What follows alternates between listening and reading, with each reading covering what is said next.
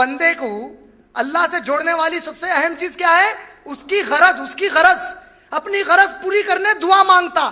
اللہ قرآن میں دعائیں سکھا رہا. ربنا آتینا فی الدنیا حسنۃ وفی الآخرۃ حسنۃ وقنا عذاب النار ربنا ظلمنا انفسنا. آدم علیہ السلام دعا کرے, سورہ اعراف کی آیت, ربنا ظلمنا انفسنا وان لم تغفر لنا وترحمنا لنکونن من الخاسرین. اے ہمارے رب, ہم نے اپنی نفس پر ظلم کیا, اگر تو نے اب ہم پر رحم نہیں کیا تو ہم بڑے نقصان اٹھانے والے میں ہو جائیں گے.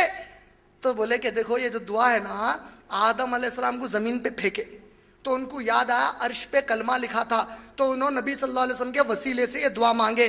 اللہ تعالیٰ پوری قرآن میں کہیں بھی نہیں بولے کہ نبی کے وسیلے سے آدم دعا مانگے. اللہ بول رہا قرآن میں سورہ اعراف میں, میرے آدم نے جب زمین پر وہ پھینکا گیا تو کہا ربنا ظلمنا انفسنا. اللہ بول رہا آدم علیہ السلام یہ دعا پڑھے. امت کو سکھایا جا رہا کہ نہیں وہ ایک دعا تھی, وسیلہ مانگے. یہ پیارے پیارے میرے سنی امت یہاں سن کے سند ہے, ان کو یہ نہیں معلوم کہ جو وہ بات بتا رہے ہیں وہ ایک ایسی بات بتا رہے ہیں جس کی پوری تحقیق آپ کے پاس نہیں ہے.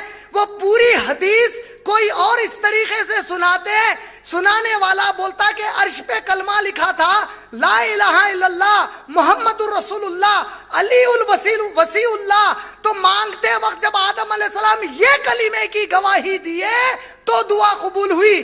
چونکہ سنی کو نہیں معلوم, کلمہ بولے تو لا الہ الا اللہ محمد رسول اللہ معلوم, کسی اور کا کلمہ وہ ہے, وہ کہنے والا کہتا ہے کہ علی کے وسیلے سے معاف ہوئے.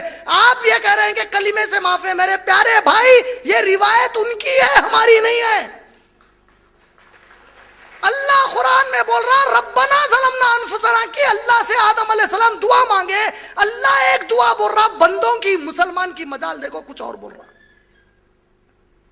شرک الدعا